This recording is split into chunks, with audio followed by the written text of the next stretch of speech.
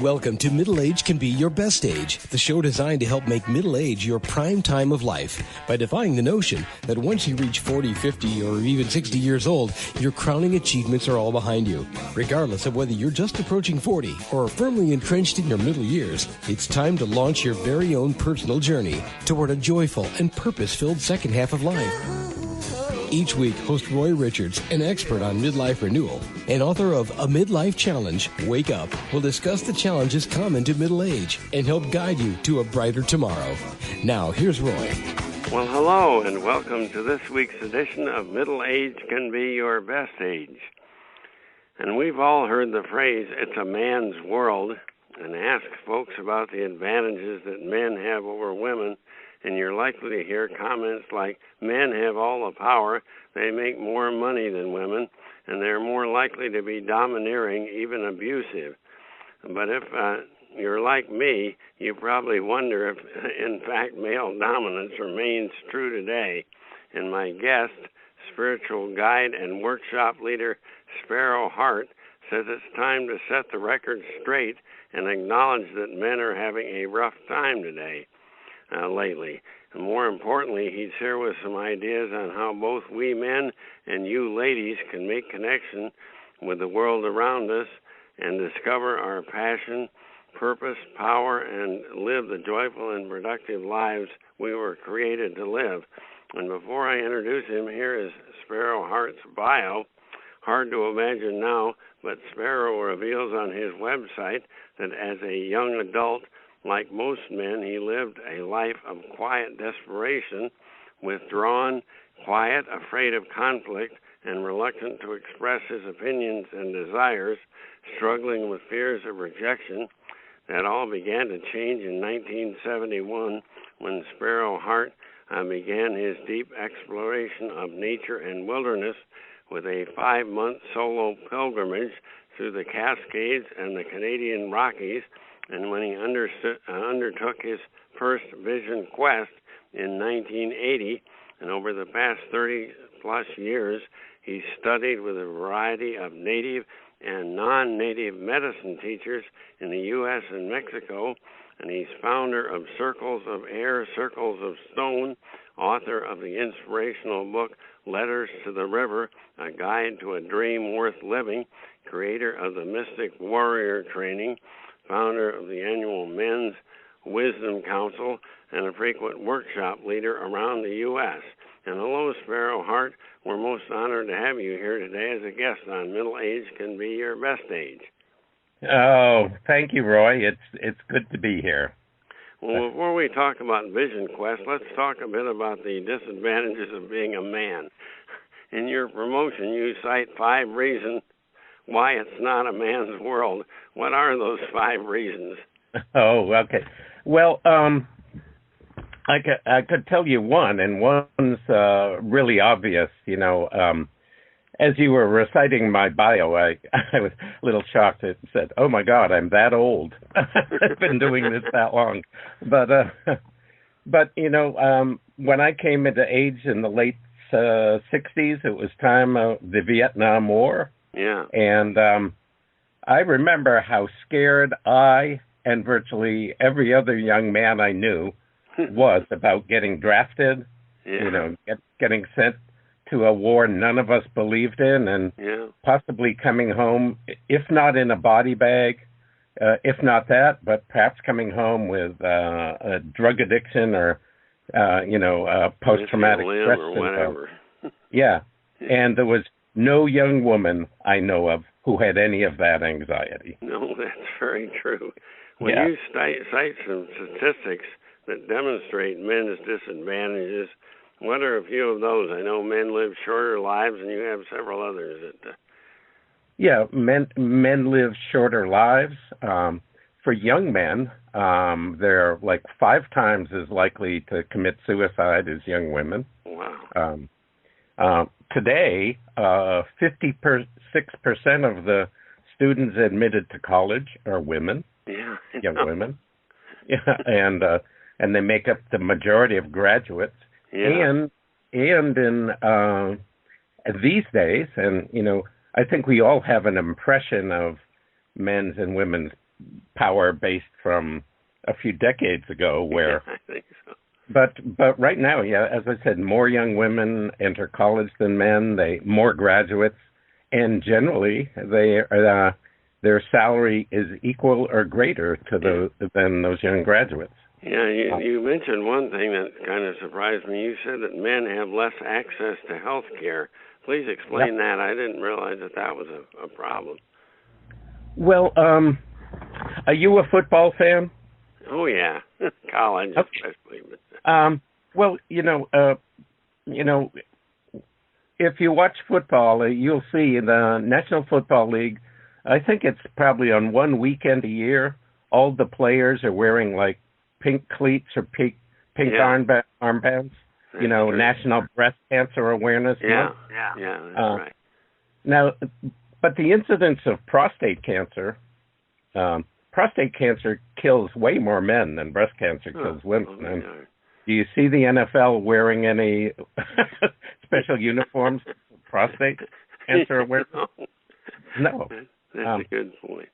Yeah, I would say, I don't know if it's, maybe I was slightly incorrect in saying that women have more access to health care, but they use it more. Yeah. They certainly use it when they're pregnant, which men don't. well, not just pregnant, but men and most men I know don't even consider health care, because the ideal of masculinity that I learned is that you never complain, and asking for help is kind of a sign of weakness. So yeah, my wife's always trying to get me to go to the doctor for something. I always refuse. Yeah. So anyway, it's just that the men have been trained to see it as weakness to admit to being tired, admit to being ill, admit to struggling, because it's and so they tend to make up a little less than 40% of the healthcare use. So. Well, you rightly remind us that we men, when dealing with the ladies, are often caught between a rock and a hard place. Can you please tell us why? I think it makes a lot of sense what you say there. But. Yeah. Well, so I've led men's workshops for about 25 years now, and one of them that's gone for 25 years is the Men's Wisdom Council, and that's a week-long program in June, and I've led a 9-weekend program, the Mythic Warrior, for almost as long. Yeah. And one of the things I've learned is that when men get together for the purpose of exploring their emotions and their deep desires, all of this emotion pours out that would never come out if they were around women. Yeah, I like the way you say women say they want men to express their feelings more, but when they do, women say not those feelings, because women want the nice guy feelings, not the real feelings of frustration or resentment. They say they want to know more about us men, but they really don't want to know the bad things. Yeah, and I realize that certainly working with men in all men's contexts, a lot of when those feelings come out, they're really raw and they're intense, and a lot of men have learned, don't scare women, or don't, to keep your mouth shut. And so certainly when getting in those male retreat contexts, all of this emotion pours out, and some of it may start with anger, but a lot of it is about grief and frustration of dreams they could never live because they had to get a job, earn a living right away. Yeah. So. Well, in recent months and years, it seems like it's gotten tougher than ever for us men, given the women's Me Too movement. And obviously, I'm not opposed to women coming forward and speaking out to point out real instances of sexual abuse. But here's the question. What do you tell your male clients is an effective way for us to express warmth, interest, friendship, and affection, not necessarily romantic, but affection for a woman without offending her? Is it okay to hug a woman? Joe Biden, I know, got in trouble for that. Can we even pat her on the shoulder? How do we deal with women with the Me Too movement? Well, yeah, I think what's specific to the Me Too movement is a lot of that is about expressing affection or whatever in the workplace, or when you're in some position of power or superiority. Yeah, that makes a lot of sense. So I would certainly say, 95% of the time when you're just in your normal life and you actually have a friendship.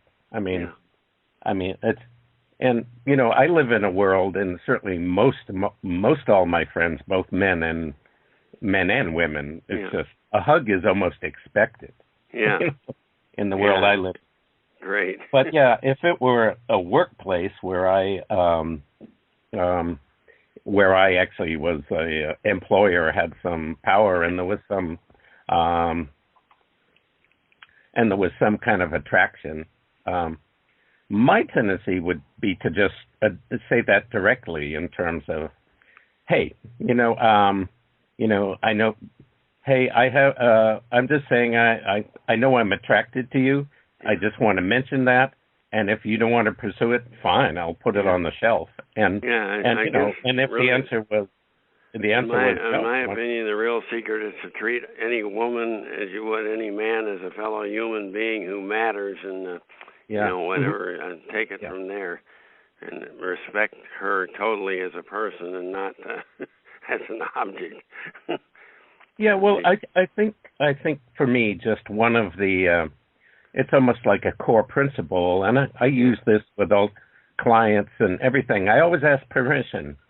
Yeah, even if I'm in a coaching or a counseling role, I would, whether to a man or woman, I would say, do you mind if I probe that further? Yeah, that's great. Do you are you willing to talk more about this? Yeah. And so my sense is virtually in all situations, if you ask permission and then, take the answer for what it is, then you're fine. Well, on your website, you point out that your quiet desperation as a young man had a lot to do with the wounds of childhood. Is this quiet desperation phenomenon found only in folks like you who suffered through painful childhoods, or do we all have that tendency? Well, I would say most likely we all have it not everyone, but the majority of people have it. Yeah. I mean, that quote, most men suffer lives of quiet desperation, was made by Thoreau. It was made in 1848. So so it's not new anyway. Yeah, so it was true then. Yeah.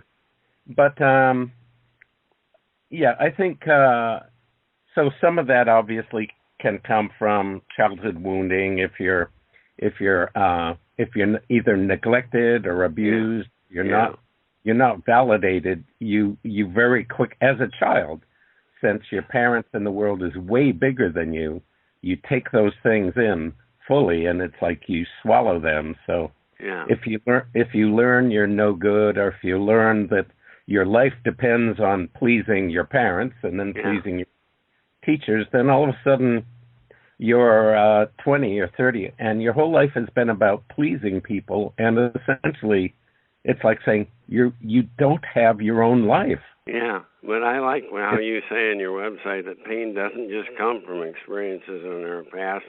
Anyone who's disconnected from his or her true sense of purpose, who doesn't feel intimately involved in an endeavor or a story much larger than him or herself, will experience an emptiness and diminishment of life. So it isn't all about a rough childhood. I know I suffered through some quiet desperation, and I had a fine upbringing without any real setbacks as a youth. So I think it's a combination of things, but a lot of that comes just from not feeling connected.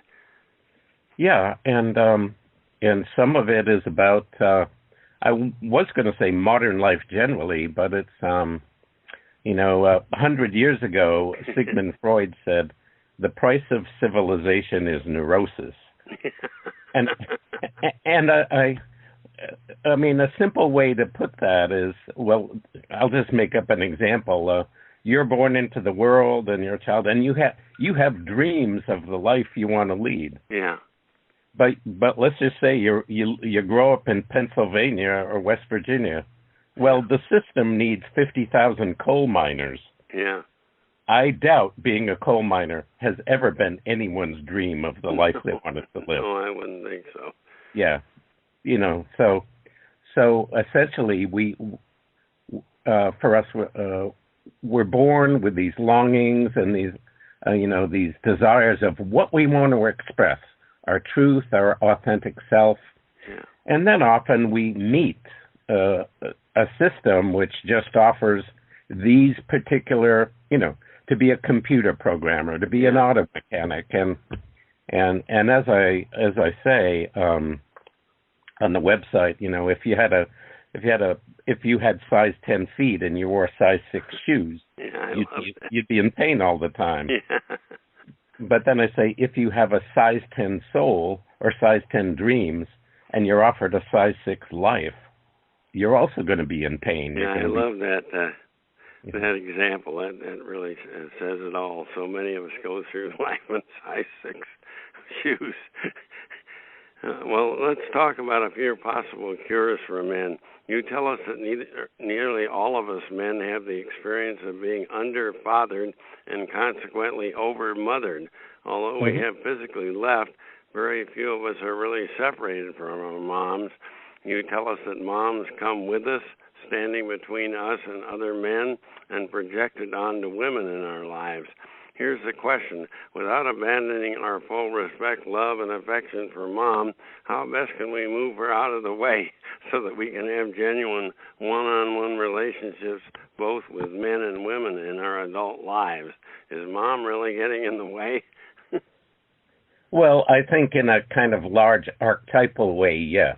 So, I see. I know it was true for me, and I don't think it's changed much, but yeah, I mean, nowadays often both parents are away at work, so you may not have early childhood with either. But even if you don't, you probably sent to daycare where pretty much it's the adults are virtually all women, and so when I was a kid, it was my father was away, and so my mother was the person I dealt with most of the time, and then I went to school, and from the first time I had a male teacher in school was 8th grade.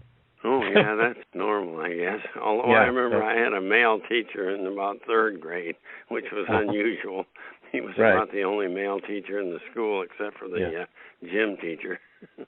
So I think, the basic answer is that, men need to connect with other men. They need to be in men's communities that are focused on the emotional life of men or healing the wounds of men. Yeah. And I would say archetypally, when you look back at primal cultures and indigenous folks, the boy was certainly raised by the mother, but at a certain age, it was kind of a classic thing. The older men would come into the village, take the boy, and kind of drag him away from the mother and take him out in the woods and introduce we need more men like that today, I guess.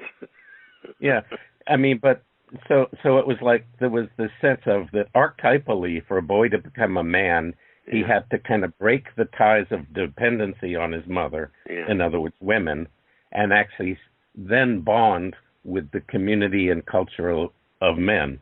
Now, but I think it's just a sad thing today when you talk about vibrant cultures and communities of men. They're few and far between. Yeah. So. Well, let's talk a bit about your vision quest. You describe it as a profound encounter with nature, inner as well as outer, bringing wisdom from the great perennial teachings and stories to bear on the nitty-gritty issues all of us struggle with today. Without going into exhaustive detail, can you please expand upon what your vision quest entails? Yeah, well, basically, Vision Quest includes 3 elements, and that is solitude, you're alone, Yeah. So you're alone without any, without iPods, distractions, books, entertainment. So it is just you. You're alone, and you're in nature. So usually a wilderness area. Oh. And you're fasting. You're going without food. Oh, so, I see. Yeah. So basically, I mean, there's a lot of well-known people who've done Vision Quests in the past. You know, Christ went into the desert for 40 days and fasted. Yes, he did. Yeah, Buddha went into the forest in 500 BC and fasted. Muhammad went into a cave and fasted. Moses climbed up Mount Sinai to speak with God and fasted. So those are all Vision Quests, and they involve solitude, a removal from the culture and all of the messages of the culture, and then you connect deeply with nature, and you're fasting, which produces a kind of mild, altered state. But I see. Well, I understand your next Vision Quest is in the Gila Wilderness. I don't know if I'm pronouncing it right, or New Mexico. No, it's pronounced Gila. The G is Gila, like an H. Gila. It's coming up this month from October 17th to the 27th of 2019. Is there still time for a listener to sign up? And if not this time, will you be offering more Vision Quests in the near future? Well, certainly a listener could sign up if he or she did it quickly, because October 17th is, 2 weeks away, essentially. But, but also every year I offer, starting in March in Death Valley, I pretty much offer one Vision Quest per month until end of October, and then it's winter. Oh, I see. So at least you don't go to Death Valley in August. No, I've been there in August. I wouldn't suggest it. Well, I understand you have a book coming out not too far in the future called Vision Quest, but if a listener is unable to attend one of your live events, is it possible to perform a Vision Quest on your own? I guess it would be pretty difficult to without some coaching to do that. Well, I certainly in theory, you could go out into the woods or the desert or the canyons for some length of time and fast and be alone. And what I would say, and I've done that actually, the first 4 or 5 Vision Quest I did, that's exactly what I did. Wow. And what I would say though is, you'll always get good and useful insights. But 1, doing it with a teacher, and 2, doing it in a small group where there are other people doing it is vastly richer and tends to introduce so many more perspectives. And so, for example, in the Vision Quests I lead, there's actually 3.5 days of preparation. Oh, I see. Before the actual solo happens, and so I teach a lot of, I would say, rituals and ceremonies, that things that people can do on their quest, like create rituals where they get to express all their deep emotions they haven't expressed before. Or a ritual called a Death Lodge, where you essentially create some kind of a circle. You could just create a circle of stones and you step into it, taking on the point of view that you're dying, and then you call in all of the important people of your life, parents, children, and one by one speak to them as if you will never, ever get to speak with them again. So, I like that. Well, I noticed you also offer programs specifically for men. You mentioned before your annual 5-day men's wisdom council and an 8-month-long, or 9-month, I guess you said, the Mythic Warrior training that begins in October 2020. Tell us a little bit about those.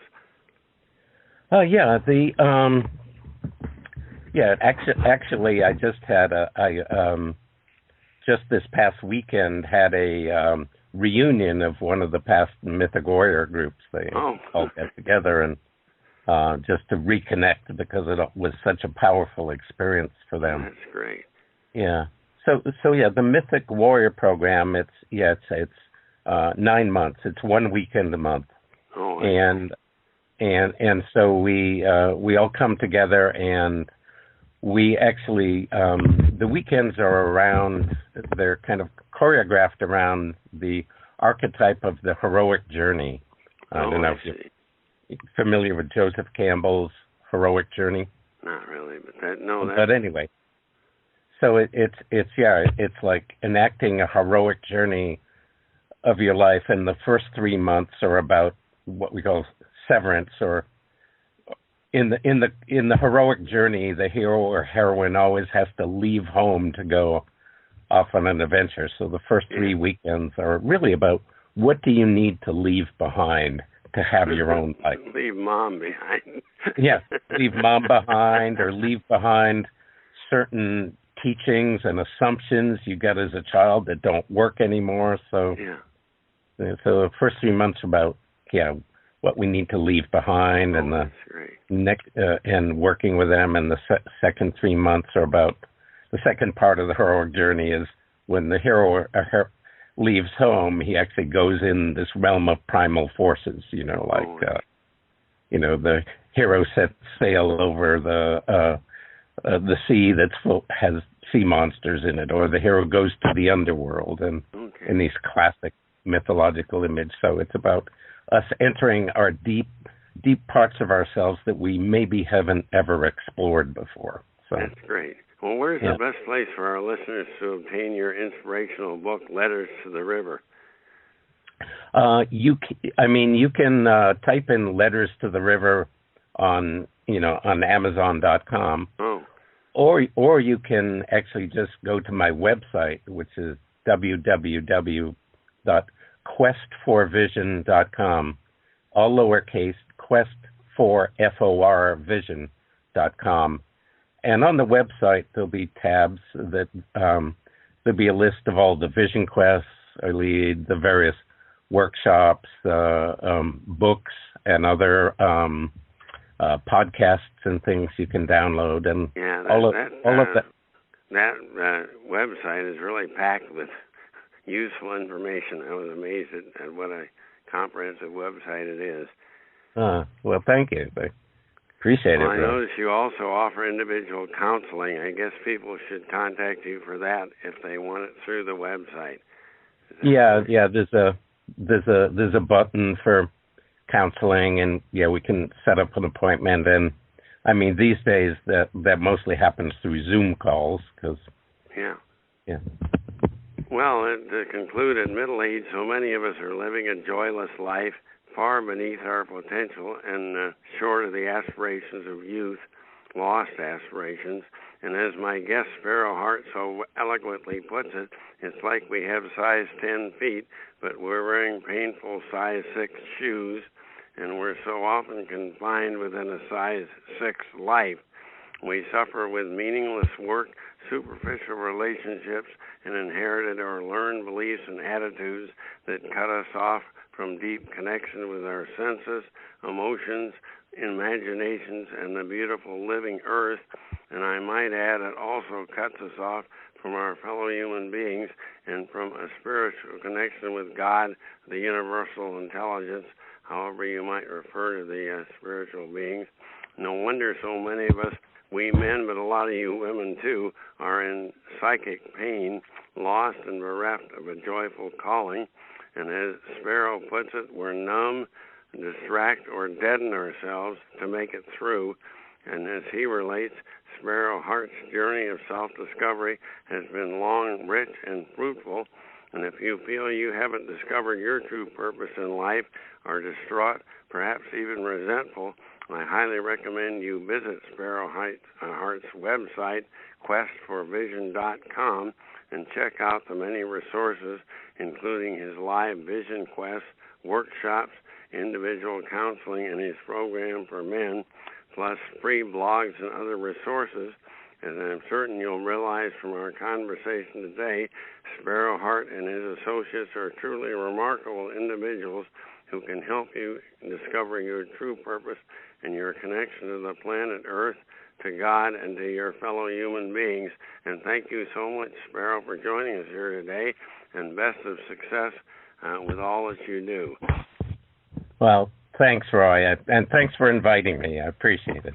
Well, the government recently reported a U.S. unemployment rate of 3.5%, the lowest rate in the past 50 years. So all of us who are now fully employed at middle age should feel safe and secure in our jobs, right? Unfortunately not, contends my next guest, prolific author and entrepreneur Hobie Smith, and he's here to explain why not. More importantly, he's here to propose a way to create your own job security at any age. And regular listeners may recall that Hobie Smith was a guest in our program approximately 2 years ago on September 26, 2017. Since that time, Hobie has written and released a new book titled Create Your Own Job Security, Plan to Start Your Own Business at Midlife. And he's here to highlight his book today. And to review, here's Hobie Smith's bio. At age 75, an age when most folks had long since retired, he started a successful business from scratch, Hobie's Knives from China. And Hobie's prior career as a professional geologist took him all over North America, including wilderness areas in Alaska, Montana, and northern Mexico. And he's author of 17 previous books on a variety of topics from hunting to business startup, as well as articles in national publications. And hello, Hobie Smith. Welcome back to Middle Age Can Be Your Best Age. Well, thanks very much for having me. And glad to see we're all still here. I'd like to begin an interview on a down note. Early in your new book, Create Your Own Job Security, you cite several reasons why folks of middle age may be especially vulnerable to layoffs and permanent job loss. Can you highlight a few of those reasons? Indeed, and there are several, and they're coming upon us very, very fast indeed. Yeah. Well, right now, just today, we have 50,000 people on strike at GM. Yeah. And the strike is not so much about their individual jobs or demands for higher pay. It's about the future of the entire industry. Yeah. GM is going to go ultimately towards electric vehicles. Yeah. They're not going to be needing all these things like transmission assembly plants, guys. No, that's true. And if that's what you've been doing for the last 15 years, that job may walk out from under you. Yeah, I just read an article in our local paper today about how so many truck driving jobs are going to go away in the next 15 to 30 years as they have automatic driving, self-driving vehicles on long-haul routes. So that's, well, indeed, that is so. Yeah. Automation is a major threat. Yeah. And when these new car factories are being built, they will be increasingly automated. Yeah. Even now, today, in a modern factory, it's quite common that the security team on the job site or at the factory outnumbers the numbers of actual workers inside the plant. Yeah, that's true. You also mentioned mergers and acquisitions that create dual staffs, and one of them has to go. And then there's a bias toward younger workers. I think, first of all, they cost less. Secondly, they don't have the accrued pension. And thirdly, us folks 50 and over are considered dinosaurs on the tax side. Well, in many cases, that's exactly true. And they're throwing away a lot of good talent and a lot of skills that people have taken decades to develop. That's very true. Well, how do you respond to folks who say, now that I'm in my 50s, I'm simply too old to start my own business. I'm too set in my ways and I've got too much to lose. I only wish I'd read your book 10 or 15 years ago. How do you respond to that? Well, it is never too late, guys. In fact, many people, some of whom you know very well in the industry, Colonel Sanders, for example. Yeah. He didn't start Kentucky Fried Chicken until he was well in his 60s. Yeah, that's true. And many others have done the same. You can go to the art world and find many artists who only started late in life, because that's the only time they had physically the time to devote to the art and concentrate it on it and sell it. Well, when do you recommend that our listeners begin planning and forming and even launching their own business while they're still employed in their present job, or only if and when they have been laid off? Well, don't wait till you're laid off. That's the worst time. Yeah. Absolutely the worst. Because if you held a job for 10 or 15 years and you sort of thought mentally, well, this is all I can do or ever do, and I don't want to do anything else, I don't want to learn anything new, and blah, blah, blah, blah, blah, blah, blah, and all of a sudden you're laid off, you're going to be in the midst of the worst depression you have ever seen in your entire life. Not Guaranteed. to mention panic of how you're and going you to make can't your think mortgage of anything worthwhile doing. Yeah. So that's true. It's not a good time to make plans. What I suggest, and in a newer book I'll elaborate on this even more, that you start thinking about jobs as early as high school. Oh. What you really want to do. And when you go to college, take some business courses. But now if you're already somewhere in the middle, you're somewhere, you've been at the factory for 15 or 20 years, and you feel your job is imperiled, now is a time to sit back. You've lived some life now. You've seen some things. And see if you can't create your own job. Yeah. Think about, okay, what have I seen that was badly done that I know how to do better? What was that I saw when I was on a trip that I thought was really neat, and I'd like to do that sometimes? Well, think about seriously, can you do it? Is it something new? You don't want to open another storefront in today's economy. I guarantee you that's a way to go down the rat hole in a hurry. Yeah. You don't want to open another fast food place. I don't think you want to do that either. Those fields are all too crowded. Yeah. You want to pick out something that's uniquely you. Some combination of activities that you can do better than anyone else in the world. Something and you would do discover even what that if is. Nobody paid you to do it. I mean, that would be the ideal. But exactly. Of course, then you have to look at the other side and say, is this something that someone would pay me for if I were to open a... Well, now that's the trick, is you take it and you actually form your business whilst you're working. Yeah. You do this quietly, and you launch it, and you see what happens. Yeah. Maybe you want to run a Kickstarter project or GoFundMe. Yeah. That's a quick way to judge interest. It's like a focus group in industry. Not so elaborate, but you can see, well, people are really interested in this thing I am doing. Okay, that's worth going after. They're willing to pay me some money for it, right now. Yeah. And I haven't even done it yet. Yeah. Well, your then book you try presents a comprehensive guide to starting a business from concept to launch, with each chapter covering one phase. Can you briefly summarize for us a few of the necessary phases for planning and launching your new business? Well, first off, make a decision of which one you want to try right now, which one you need to try right now. Yeah. It might be something quick like eBay selling. You need some money to pay next month's rent, so you got to sell something. Yeah. Okay, think about making a business out of it. Yeah. And selling for other people too. Yeah. Then, what's longer term? All right.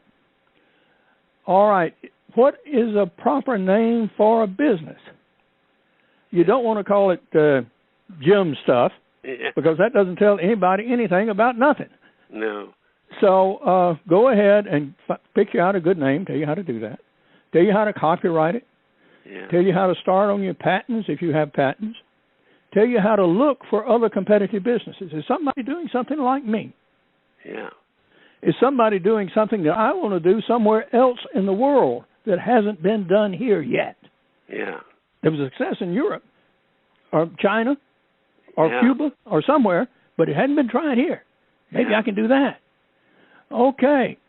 Then you test drive your concept. You get partners, and these partners may be people you already know very well. Yeah. They may be, in fact, your own children. Yeah. Say you don't have some skills. Okay. You partner with somebody who does. Yeah. You never want to hire somebody who knows less about that particular part of the aspect or that particular aspect of the job than you do. No, of course not. There's no help at all. And you don't want somebody that has the exact same skills as you do. But you want to use people who already have the skills. If you have a nephew who's a whiz at online stuff, use him. If you have somebody, your wife, who writes better than you do, who can write sales copy, by all means involve them. This doesn't have to be a solo effort, although a mind of necessity is. Yeah. Well, and many people are being forced into finding their own jobs, and they really need to go through these steps. Yeah. Yeah, as you point out, in today's world of commerce, it's no longer necessary to have a vertically integrated business or even certainly a storefront location, as you point out. Is it possible to launch a business from your very own home with 3 or less employees, maybe at first just you? Of course it is. Yeah. And I've done it several times in several different directions. To give you an example from your part of the country, everybody knows Cabela's. Yeah. Well, those guys started, 2 brothers and their wives, selling flies that they did not tie to fishermen who fished in a state where they did not live. And they recently sold that business in their lifetime for $5.5 billion. Yeah. Wow. I always wonder what Cabela's was. When they're tied in with that major retail outlet, sporting goods. Well, they've now been bought out by Bass Pro. But for a long time, they were the place to go. And who ever heard of Bentonville, Arkansas before Sam Walton? Yeah, that's for sure. Nobody. Well, as you point out, it's no longer necessary to have a full-line business. But the final question, how is your book unique and different from all the other books about starting a business?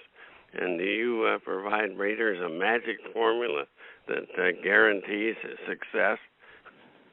No, I wish there was. Yeah. My book is different in that I teach by example. I teach from examples of my own life. Oh, I see. What I have actually done. And so these have included many different activities in many different directions, some of which have succeeded better than others. And that's just the nature of the business process. Yeah. Would you try something? If it works, okay, go with it. I've done, as you've heard, 18 books in many different directions of architecture, outdoor stuff, now business, health issues for that matter. And so we keep plugging along. My knife business was not actually knives from China, but of China. And what I did there is I make knives based on ancient Chinese patterns that were produced in bronze 3,000 years ago. Oh, I see. And I make them here in Central Georgia in my own shop out of modern steels for today's cooks and chefs. Oh, that's great. That's quite a different approach than just importing a bunch of Chinese knives. Yeah, well, that's I imported culture, not knives. I also like the fact that you go from A to Z, from all the different aspects of starting and launching a business, so that it's not just a general summary. It gets into the details of what someone needs to do from concept to actual launch. And I love that aspect of your book. Yeah, we do. And even there's even a chapter on, how do you dispose of it? How do you logically get rid of a business that you've been so involved with? That's a crucial issue because for you years, obviously want to cash in at some point. What do you do with it, and what are the dangers? Yeah. Because there are some real dangers. You can wind up like one business I know, Tree Lounge. They sold out, and the guys bought it. They burdened the business with a whole bunch of debt, doing frivolous things, and then the people who owned it got it back with an enormous debt load on top of it. Oh, great. So they had no choice but to go bankrupt. Well, in conclusion, in the late 1980s, shortly after we'd moved from Connecticut to Orange County, California, for a dream job as CFO of a property casualty insurance company, the parent company, a large conglomerate, was raided, then sold and broken up piece by piece. and less than 2 years later I was out of a job, and I only wish I had had Hobie Smith's book back then, Create Your Own Job Security. Instead, I spent over a year in fruitless job research for an identical CFO position, and only after sacrificing much of our family savings did I launch my own business as a wholesale specialty insurance broker. And the work was okay, and we got our 2 kids through college, but I would have done better and enjoyed life so much more have I followed Hobie's advice each step of the way. And I know unemployment today is incredibly low, but do you relish your present job? And you know, many economists predict that an early U.S. recession is on the way. And furthermore, technology is always on the march, and your job may be technically obsolete in a few years or even a few months. But don't try to do it all on your own. I recommend you preview and consider purchase of Hobie Smith's book, Create Your Own Job Security. Plan to start your own business at midlife, and it might be a great companion for my book, A Midlife Challenge Wake Up, by Roy C. Richards. And by the way, where do we find your book, Hobie? It's available anywhere. Amazon.com for one. You can get it in both softcover and as an inexpensive ebook. Yeah, great. No, that would be a place to look, obviously, and there are probably other places you can find it also. And thanks a million, Hobie Smith, for joining us today. Best of success on sale of your book and in all the future things you do. You seem to keep running at an age when most folks are retired and laying by out in the porch. Well, unfortunately, the only thing that leads to is an early death. Yeah, that's true.